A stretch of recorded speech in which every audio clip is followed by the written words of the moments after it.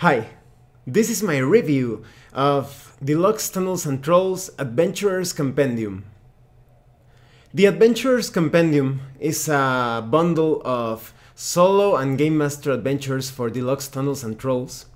It contains 10 solo adventures and 3 Game Master adventures, and this review is going to be completely spoiler free. That way you can get a general idea of what you will experience with the solo adventures. And because I know a lot of you are just are full-time players and not game masters, you will also get a vague idea of what you will experience in the Game Master Adventures. Now let's talk about the quality of the PDF.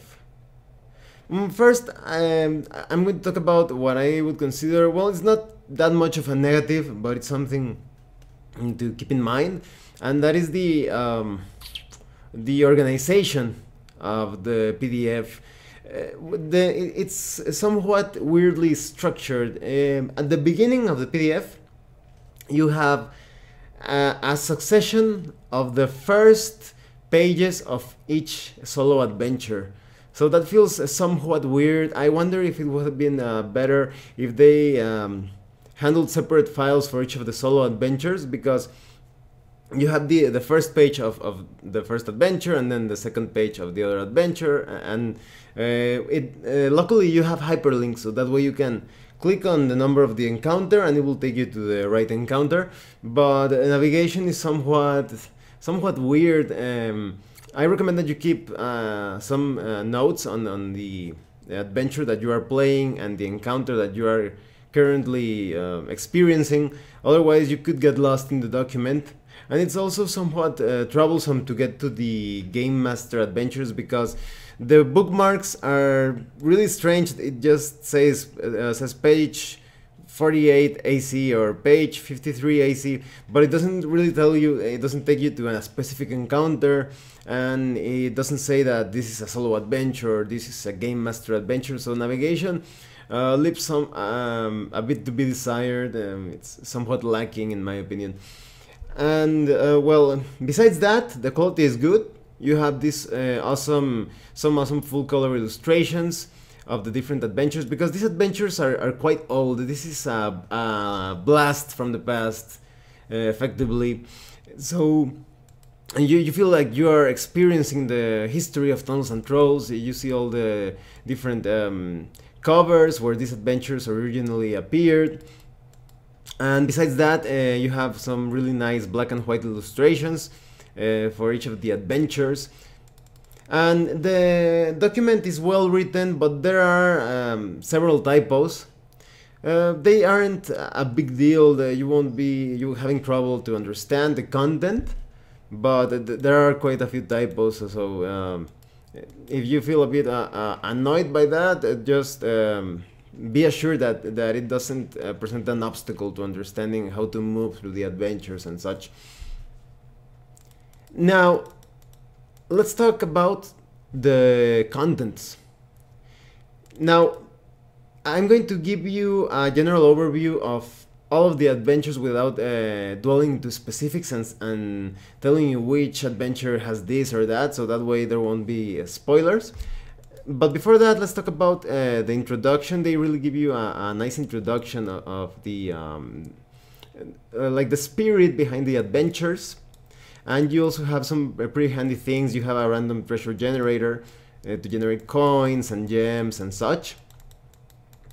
And then you immediately jump into the adventures. Now, something that I noticed of these adventures is that the theme feels quite piratey. That is, it feels like adventures for scoundrels, for pirates, sort of like a Han Solo type of hero or adventurer. Many of these adventures will feature questionable activities or illegal activities, some undercover informant and somewhat covered ups types of situations. So if you're used to playing as a sort of like a paladin or knight type of adventurer, you will have to think about how your character ended up in those sordid affairs.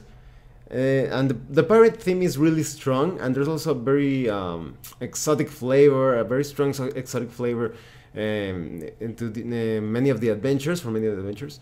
And the adventures are mostly geared towards warriors and rogue type of characters, and not wizards. There are a few adventures that allow magic, but most of these adventures are supposed to be conquered by the use of sword rather than sorcery.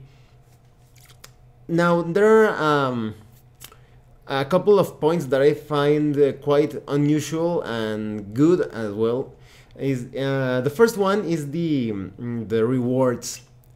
You will get some very surprising and unusual rewards in this adventure, in this collection of adventures. That's because some of the rewards are really powerful, and I didn't expect to find such rewards. And notice that I am not saying magical items. You get some more unexpected rewards and things that will take you out of your comfort zone when it comes to a solo adventure. So I recommend that you read the free magazine, The Troll Scene. So you have some tips in some of the volumes there on how to handle some of the rewards that you will get in these adventures. And the other aspect of the rewards is that some of these prizes are very useful, but in game master driven adventures, that is, there is no surefire way of handling the effects of the rewards in a solo adventure. So you kind of get the feeling that they expect you to play the solo adventures, and you use the same character that participated in the solo adventures in a game master adventure, so you can enjoy the benefits of the magical items and such that you won on the solo adventures, and then go back to solo adventuring. So it kind of feels like you have to ask your game master if he will allow you to bring your character that you have been using for solo adventures, so that you can explore the possibilities of the rewards inside adventures.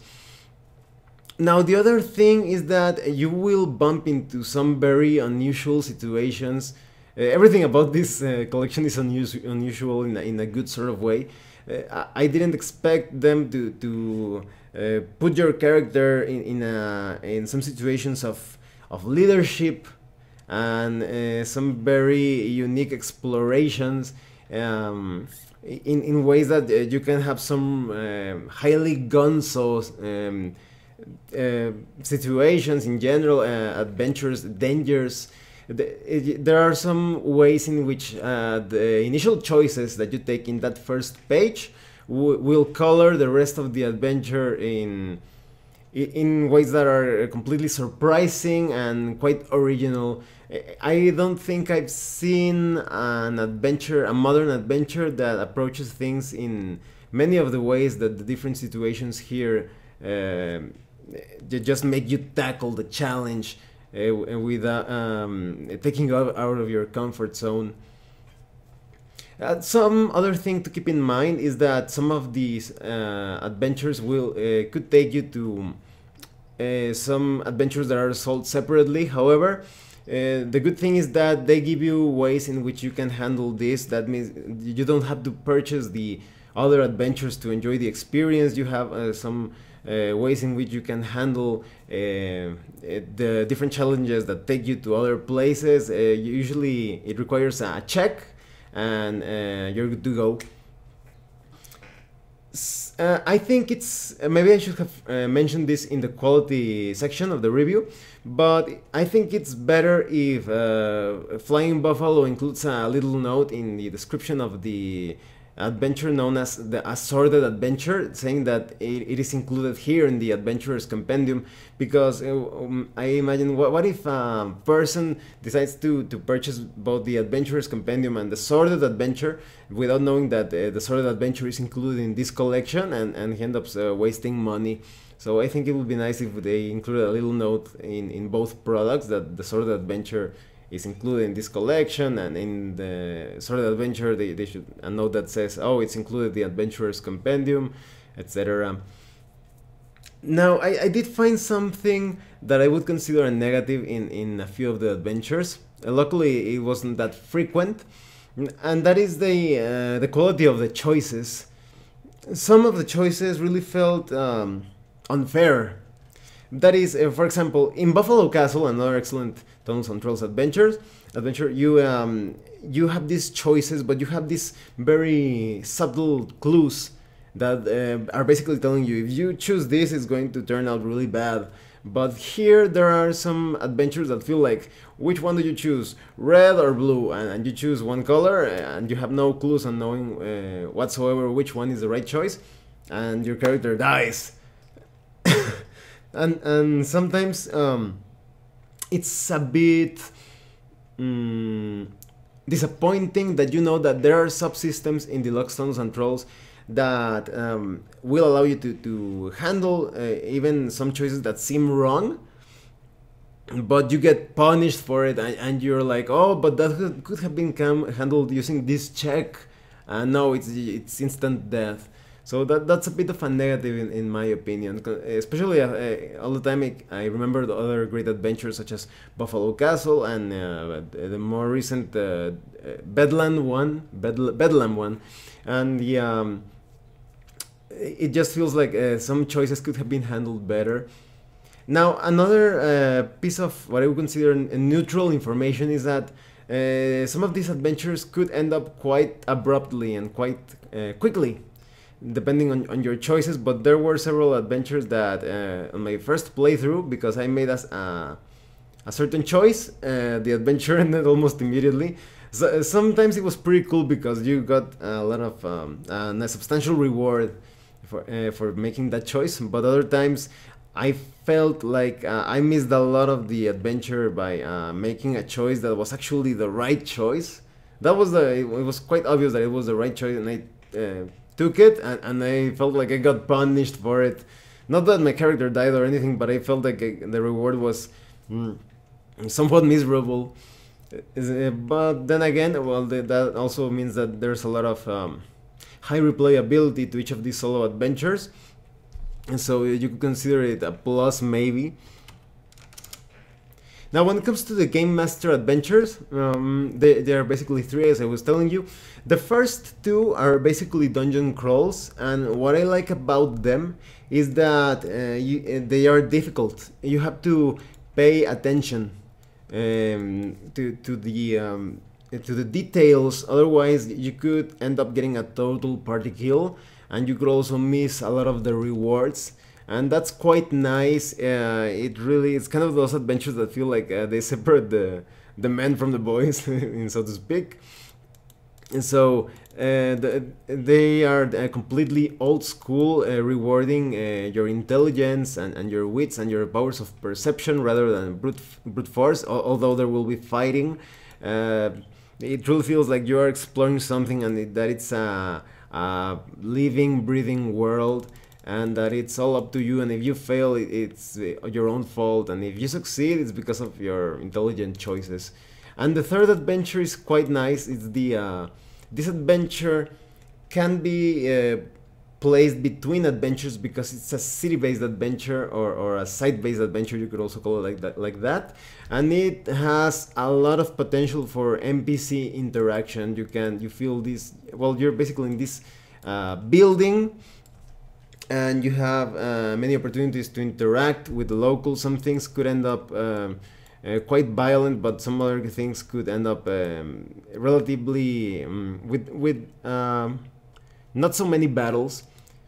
So and it also adds a lot of detail and breathes life into Troll World. This third adventure that, as I was telling you, is a city-based adventure, gives a lot of spice to Troll World. You feel like it's a real world, and of course it depends on the game master, but a good game master is going to find many ways in which the players will feel like you're just not interacting with something, you're living inside this Troll World. And Another thing that I forgot to mention, that sometimes this collection feels a bit like an activity book of sorts. You have some nice like puzzle type of games that you would see in some older comic books or activity books, and that's quite nice. I was telling you, it feels like a blast from the past, and that you're traveling back in time. That's quite nice. Now let me tell you what I think of this collection overall. I think it's great. I think that it has a lot of value. It's really cheap. At the moment of this review, it's quite cheap, and you get a lot of stuff.